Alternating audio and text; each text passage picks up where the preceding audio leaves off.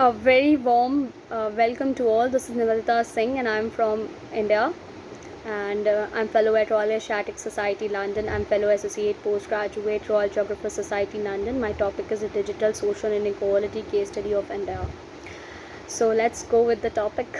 Uh, digital divide is an emerging phenomena of social and spatial inequality. This paper critically unpacks the relationship between the rural and urban digital divide in context of globalization. So, globalization policy has been implemented in 1990s in India. So, globalization is an integration of a national economy with the world economy. Through my discourse analysis and critical literature review, I have found that globalization has reproduced a landscape of digitization urban hotspots in mainly in urban metropolitan regions, while on the other hand rural areas do not have much kinded or much uh, have access of digital hotspots, or also they do not have digital markets, digital infrastructure, and many other elements. Hence, globalization do not able to reach at the rural areas in context of digitization. So this whole phenomena is known as spatial digital inequality. Spatial digital inequality refers to the uneven distribution of resources, infrastructure, and connectivity uh, in context of geographic area or a scale. And when I want to like give the example of developed countries and developing countries. And developed countries have more access to digitization hotspots, digital technologies, and more digital infrastructure, when compared to the developing countries do not have much like kinded of digitization hotspots and technology. So this is a kind of a spatial inequality which has existed in this contemporary time. So I would go with the second, the social inequality.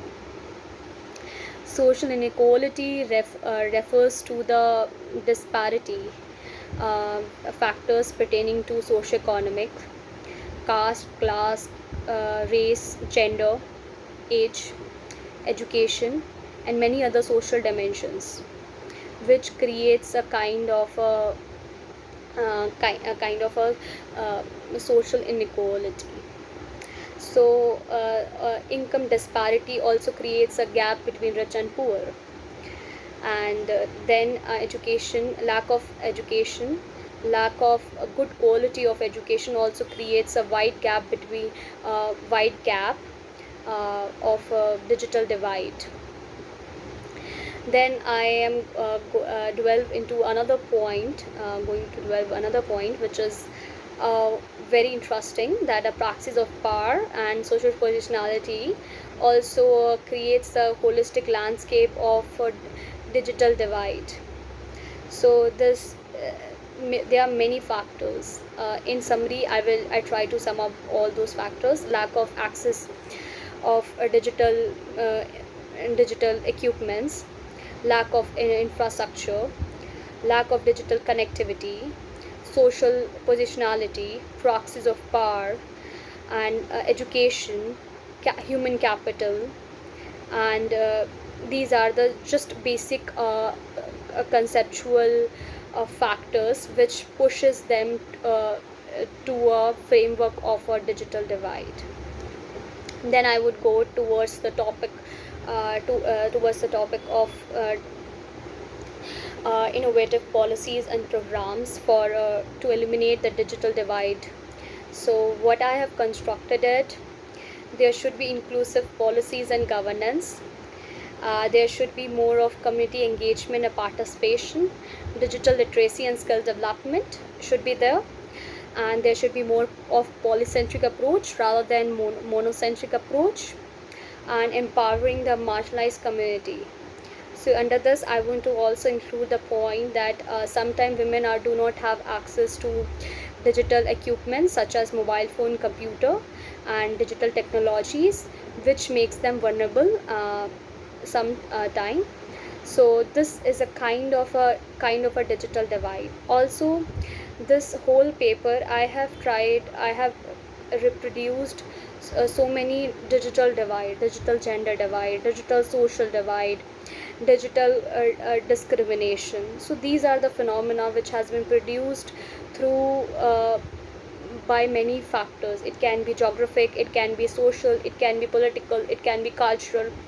So it can be any factor which has created a digital divide. So how we have to eliminate it?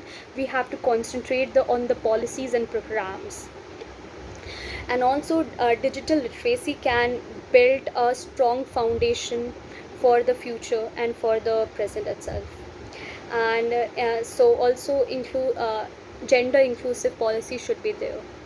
For instance, I have just told about you that sometimes women do not have access due of digital technology due to, you can say, positionality, power, social and social pressure, and many other factors can be there.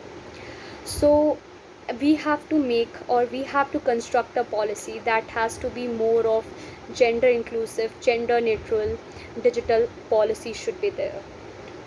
Also there should be more of public, what I have tried to find out, that there should be more of public private partnership program should be there, so that uh, digital literacy can be promoted at the ground level also, at the national level also. And it capacity building program should be also there at a regular interval of time at the grassroots level.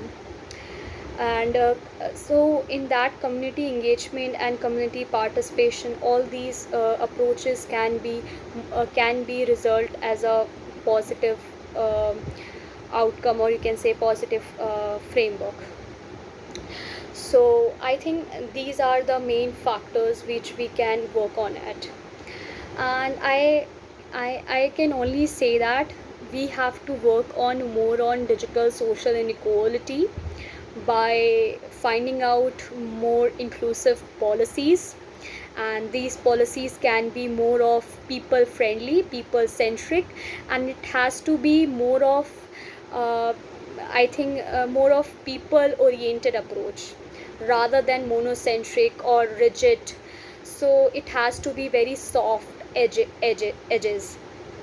So yeah, so what I found, this paper is a more of touching different edges, and then we I try to find it out a conducive policy for everyone, not for my uh, country. It can be implemented to other parts of the country also. Thank you. Best wishes.